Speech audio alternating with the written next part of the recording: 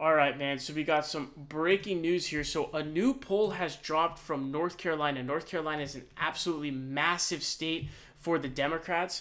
What has happened is basically Kamala Harris has opened up now two paths to victory, and this is what's kind of making it hard for her to lose. So what that means is she's actually able to be in a situation where she can either win one or two different pathways entirely.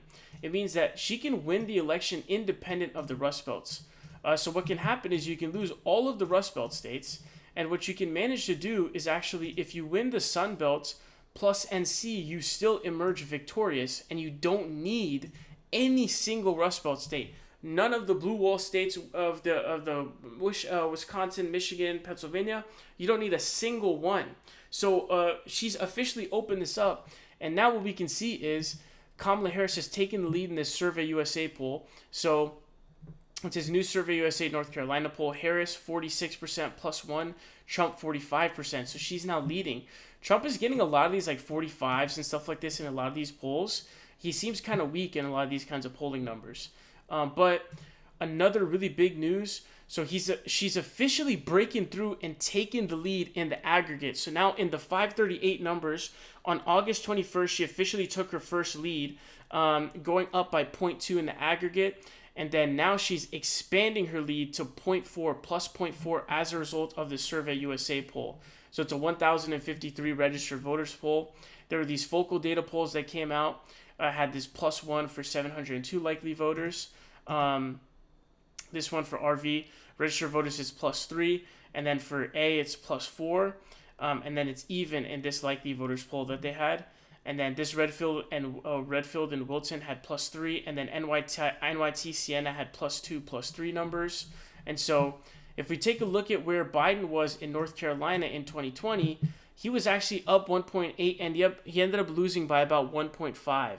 So, I think to be comfortable in winning, I would say if Kamala Harris can reach 3% lead in North Carolina polls, I'm pretty confident that she's going to win. I'd say like 99% chance.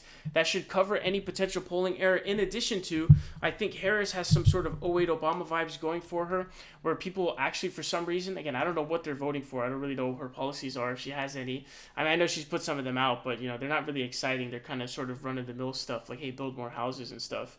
Kind of like centrist war stuff, right? But what's really crazy about this here for us is that if she's able to hit that number plus 3, she will be in a position where she'll be able to cover a polling error. Plus, there's going to be some overperformance, I'm predicting, potentially for Harris in a lot of these areas.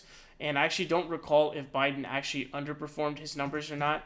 If he was in 2020 and he definitely underperformed his numbers for sure. But we can also take a look at the DDHQ numbers here. They have their own aggregator. So this is actually an interesting one too. So for the head-to-head, they have it plus 1.2 based on 9 polls. And so you can see that she's actually been leading this slightly through this point, and then it's diverged pretty heavily here to the point where now it's a 1.2% lead. We can see they have the SurveyUSA plus 1, Focal Data tie. They have the Siena College plus 3, and then they have the Trafalgar numbers and everything. And then these are like super old. But you can see just for funsies here, if you want to look at like the increases here, you can see it went from plus 9, plus 10 Trump up to now you have like Harris taking the lead.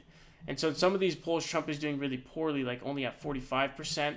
Also might indicate that there's a lot outstanding still, like that only adds up to 91%, so 9% are not voting for anybody.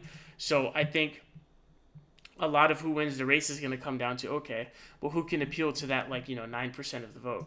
But here's something interesting. So hopefully this is a good sign for us. But for Harris, Trump, RFK, when we look at the state of North Carolina, she only has a 0.1% lead.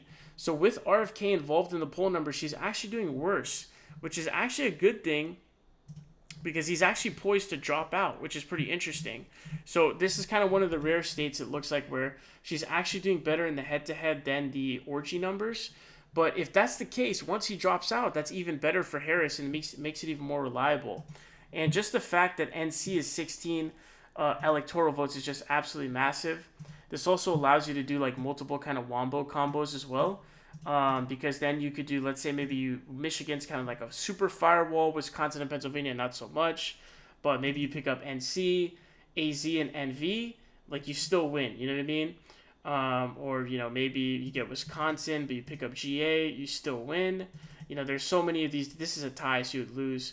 Maybe you get PA. This unlikely, but maybe I don't know. Maybe the Muslim voters in Michigan are feeling really pissed off about what happened to the DNC, and this kind of thing happens. I don't know, but there's just so many different pathways to victory. Trump has to win all of them.